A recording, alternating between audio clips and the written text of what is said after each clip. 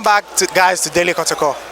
I'm here at the Accra Sports Stadium where Asante Kotoko came out victorious against Hearts of Oak. 4-5 on penalties, and Amos Frimpong scoring the last goal, the last penalty kick to send Asante Kotoko to the finals of the Special Competition Tier 1.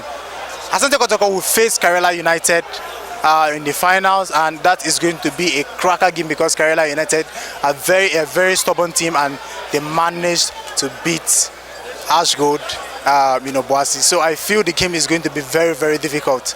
Now, about the game, I think that CK Akono gambled to use Amos Frimpong in the defensive midfield.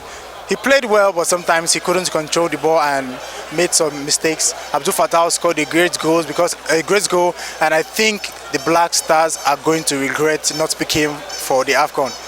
You can see his quality and what he's capable of. He disturbed Mohamed Al Hassan, his compatriot that went to the Dubai camp with the Black Stars. They disturbed him today. So overall, I think the game was a very nice game, and Kotoko deserved to be in the final.